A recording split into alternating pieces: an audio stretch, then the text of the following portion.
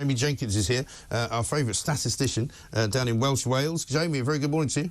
Good morning, Mike. We're going to see you in super HD next week. Yeah, it's going to be fabulous, yeah. You may not like it. I mean, you might think if my face is a bit big for the TV screen, but we'll see. You can always put it back down to black and white and just make it... In fact, maybe I'll actually get them to transmit it in black and white, because I tasted when things were better, you know. Who can say?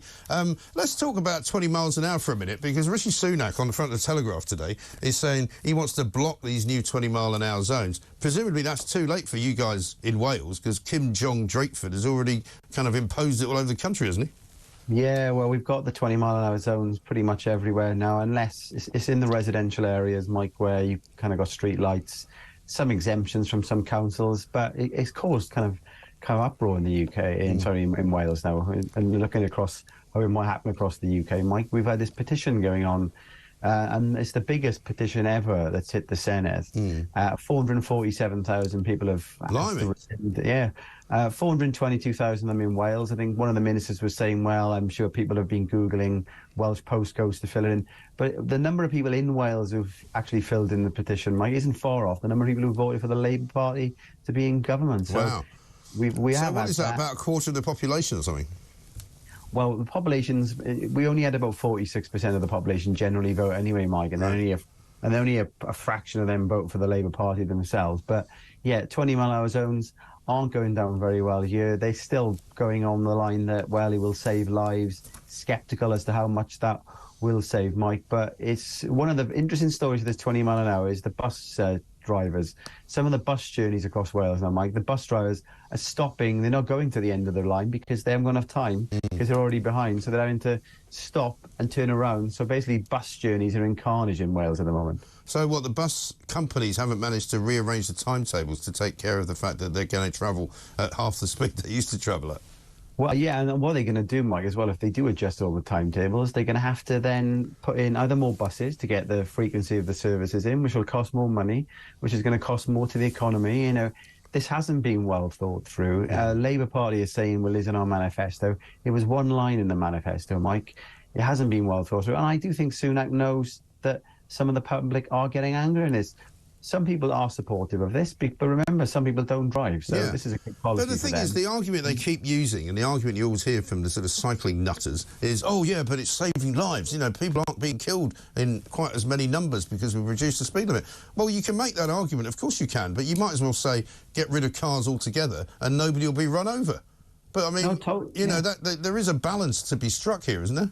Yeah, totally. I enjoy doing some cycling. I go on the road cycling, and I drive my car on the road as well. But you're all right. If the Welsh Government and the UK Government or any government wants to make things safer, then build more kind of bypasses away from pedestrians, build more pedestrian walkways that aren't near roads. You know, just killing the car for this ideology here isn't the way to go, Mike. And I think Sunak's realised that this is an area like in ULEZ in London that is dividing the population, and if he's going to put some kind of gap between him and the Labour Party for the next election, this is one area that he can see to Wales that there's been this backlash, and it's an area that he might garner some votes for. Yeah, exactly right. Let's talk about the tax business, because it looks as though this study that's come out today by the Fiscal Studies Institute says that the tax take in 24-25 is going to be huge. It's going to be like nearly £1,000 billion, which I think is £1 trillion. I'm not entirely sure how you work that one out. But, of course, we could have told you so, right? Because the tax take is necessary to now pay for all the stuff that they told us was free during the time of COVID, like the free COVID tests, not free, like these sort of furlough payments, not free. All the things that we said were going to cost us money in the long term are now apparently coming back to bite us on the backside. Oh, totally, Mike. We've discussed this many, many times over the last few years. So, yeah, 70 billion was spent on furlough. You've got the track and trace, then you've got all the PP, which, you know, some of the contracts there kind of very questionable in terms of how they were given up.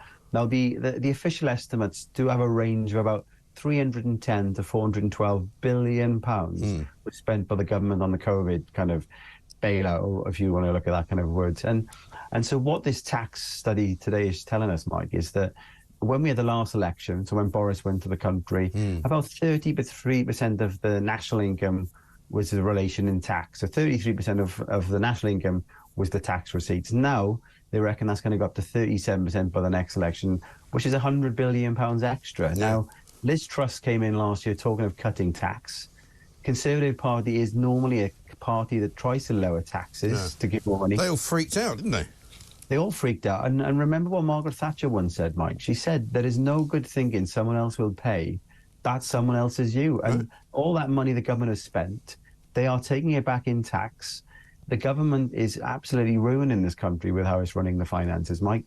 If you want to get growth, you need to put money in people's pockets, not tax them to the hilt. Yeah, and the only solution so far that this government seems to have is to subsidise things, you know, with our money, without asking us. So, I mean, the nonsense of paying people, you know, some kind of, you know, help to pay their gas bill or their electricity bill, £66 a month or whatever it was, billions of pounds going out. All that was doing was subsidising their oil companies. And then they said, oh, yeah, but don't worry, because we're going to put a windfall tax on them. It's still all our money that they're spending, that they could be spending on something else, or they couldn't, or maybe don't take it from us, or take VAT off, or take away the subsidies that we also have to pay on for green energy on the electricity bill. You know, stop taking our money and spending it. Yeah, no, totally, Mike. And don't forget now, we had the £150 billion increase in 2022 last year on all the energy bills. Huge wealth transfer to the energy companies. Some of that paid for by the government. But what's the government coming out now, Mike? I think Sunak was saying last week, we're increasing the subsidy on heat pumps. Yeah. Well, who pays for that? Again, exactly. It comes out of the taxpayers' money. So this £100 billion more that they're having in taxes a year because of this kind of... A lot of this is fiscal drag as well, Mike. So what that term means is, what they do is, as your income, you know, your wages go up, they don't increase the tax level as much. So more and more people are dragged into higher rate of tax. You know, 40, 50 years ago, a higher rate of tax was for the wealthy. Now it's pretty much most of Middle England. Well, that's right, because if you say that the average pay in this country is around about 30,000, which I think is what it is, you know, you get a bit of a pay rise on top of that, you're suddenly edging pretty close to 40% tax, aren't you? And at the end of the day, you know, people don't really want to pay 40% tax unless they're getting something for it, and we're getting nothing for it. The best people to decide what to spend their money on, Mike, are the people who earn the money themselves. So why the government insists on taking all this money, what I wouldn't be surprised, Mike, you know, this windfall that the IFS are highlighting is next year, an election, I'm sure Jeremy Hunt and Rishi Sunak will start coming out with, oh, we're going to cut all these taxes because, you know, we've looked after the economy now. Inflation was going to fall anyway, Mike. They said they were going to promise to do that. But I think it could be a bribe to win the next general election. As I think one of your callers was just discussing just now, Mike. This probably would have been a whole lot worse under Labour.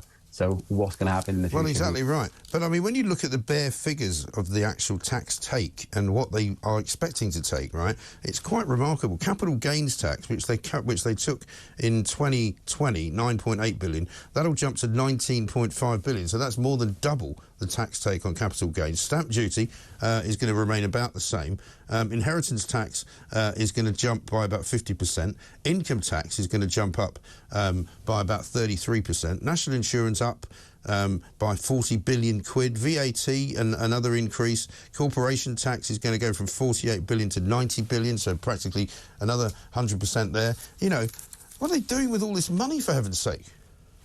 Oh, well, don't forget, Mike, we also have a 2.3 trillion debt. So one of the big problems you've got is 100 billion, that actual increase in the taxes that we will have because of that, you know, over the last 4 years, that extra 100 billion on what we probably would have if taxes had remained at the same level. The government is paying 100 billion pounds a year, roughly, in the debt interest, and they're borrowing nearly 100 billion pounds a year as well. So, you know, it sounds good as well. Oh, great, we're getting all of this tax in, but all of the last 20, 30, 40, 50, 60 years, Mike, governments have lived without their means. Now, you couldn't run your household, Mike. If you went to the bank and said, I know I've been borrowing off you for the last 30 years, can I have a bit more money? They'd laugh at you, Mike. And that's the problem with the government and the finances, because if governments work on very short-termism, Mike, 5 years, so they got no interest in looking after the public finances, but if they try doing that, they'll get voted out, and they don't care about the next 10 to 20, 30 years after that. Yeah, exactly right.